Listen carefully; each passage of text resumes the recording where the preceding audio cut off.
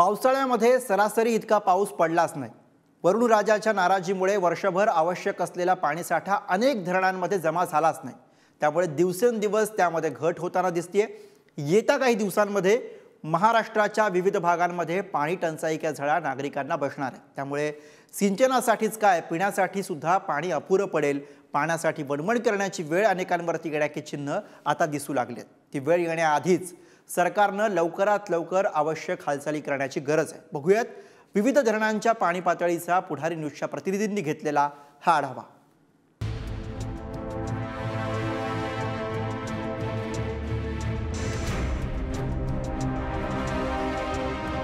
नगर परिषदेकडून 1-2 नाही तर तब्बल 20 दिवस उलटले तरी पाणी पुरवठा झालेला नाहीये। त्यामुळे संतापलेल्या महिलांनी नगर परिषदेच्या कारभाराचा रिकामे हंडे घेऊन निषेध नोंदवलाय। नांदगाव संभाजीनगर रस्ता अडवून ठेवत संतापाला वाट करून दिली आहे। दुसरी गोष्ट अशी आहे की वापरण्यासाठी जे पाणी आहे लोक काम धंदे सोडून रात्रभर पाणी विहिरीवरून वाहतात। त्यापेक्षा नगरपालिकेने सरकारी दवाखान्यांना पाणी देण्यापेक्षा आमच्या प्रत्येक एरियामध्ये पाण्याची एक टाकी बसवून द्यावी आणि त्या टाकीमध्ये विहिरीचं पाणी देण्यात यावं। तर दुसरीकडे नांदगाव आणि मालेगावची तहान भागवणाऱ्या तळ गाठलेल्या नागासाक्या धरणातून पाण्याची राजरोसपणे चोरी सुरू आहे। शेकडो विद्युत मोटारी लावून टँकर लॉबीकडून हा बेकायदेशीरपणे पाणी उपसा सुरू आहे। हे सगळं उघड्या डोळ्यांनी पाहून सुद्धा पाटबंधारे विभाग वीज वितरण कंपनीचे अधिकारी मूग गिळून बसल्याचा आरोप ग्रामस्थ करतायत। पाणी चोरणाऱ्यांविरोधात कारवाई कधी होणार असा सवाल सुद्धा त्यांनी उपस्थित केलाय। शेतकरी वर्ग हा शेती पिकासाठी वापरतोय, त्याच्यावर प्रशासनाने नियंत्रण ठेवून तात्काळ ते बंद करावं।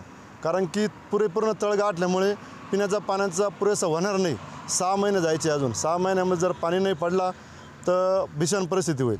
महाराष्ट्राच्या विविध भागात हळूहळू अशीच परिस्थिती निर्माण होण्याची चिन्ह दिसू लागली आहेत। महाराष्ट्राची तहान भागवणारी ही धरणं ज्यातून नागरिकांना दैनंदिन वापरासाठी पाणी पुरवठा केला जातो, शेतशिवारं मळे फुलवले जातात, त्यात जलाशयांमधील पाणी पातळी वेगाने कमी होते। त्यामुळे महाराष्ट्रातील अनेक गावांवर पाणी टंचाईचं संकट घोंगावू लागलंय। मॉन्सून आला पण तो अपेक्षेप्रमाणे बरसलाच नाही। त्यामुळे वर्षभराची तहान भागवणारी अनेक धरणं तलाव क्षमतेनुसार भरलेच नाही। काही खेड्यांमध्ये तर ऐन पावसाळ्यातच टँकरने पाणी पुरवठा करण्याची वेळ आली होती।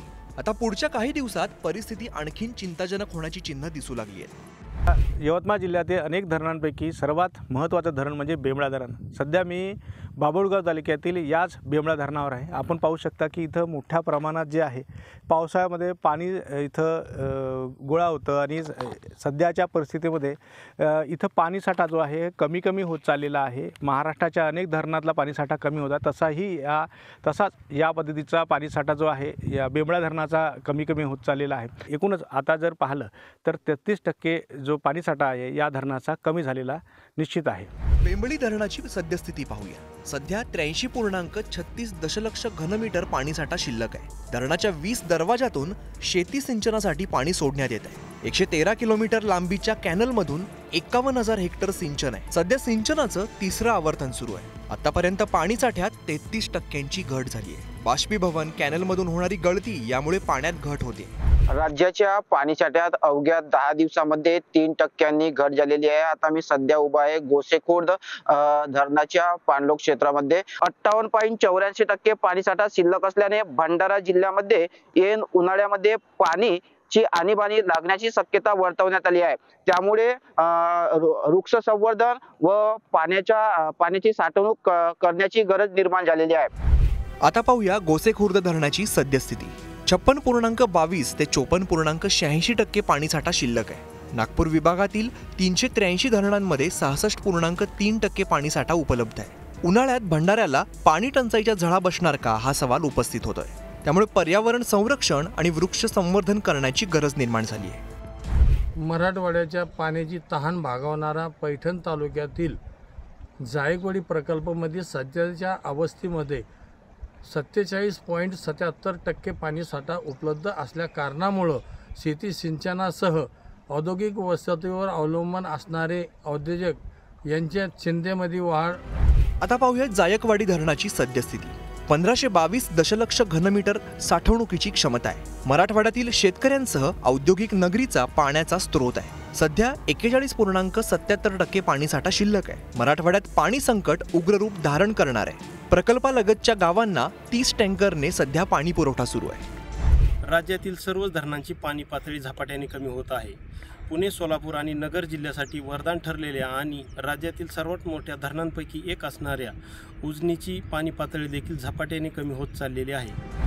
आता पाहूया उजनी धरणाची सद्यस्थिती। 117 TMC पाणीसाठ्याची क्षमता आहे। 6.12% पाणीसाठा धरणात सध्या शिल्लक आहे। कोयना धरणात दरवर्षी मोठ्या प्रमाणावर पाऊस पडतो, मात्र यावर्षी अत्यल्प प्रमाणात झालेल्या पावसामुळे यंदा पाणीसाठा कमी असून कोयना धरणातील याच सद्यस्थितीचा आढावा दैनिक पुढारीचे पाटण प्रतिनिधी गणेश पिसाळ यांच्याकडून घेऊया।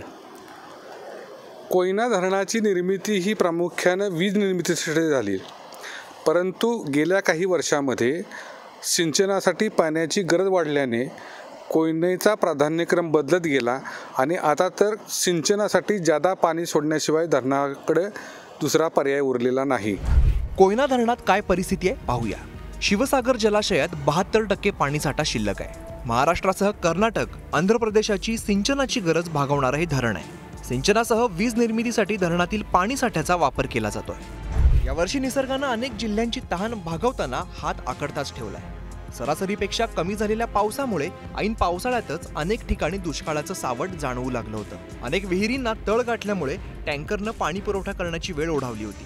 दिवसेंदिवस खालावणाऱ्या पाणी पातळीमुळे जलाशय सुकत चालले। तर दुसरीकडे जून महिन्यात पुन्हा मान्सूनचं आगमन होईपर्यंत तग कसा धरायचा हा प्रश्न गंभीर होऊ लागलाय। शेवटच्या घटका मोजणाऱ्या जटायूसारखी महाराष्ट्राची अवस्था झाल्याचं दिसतंय। प्रभू श्रीरामाप्रमाणे एखादा योग्य उपाययोजनांचा बाण मारून सरकारनं त्यांची तहान भागवावी हीच अपेक्षा।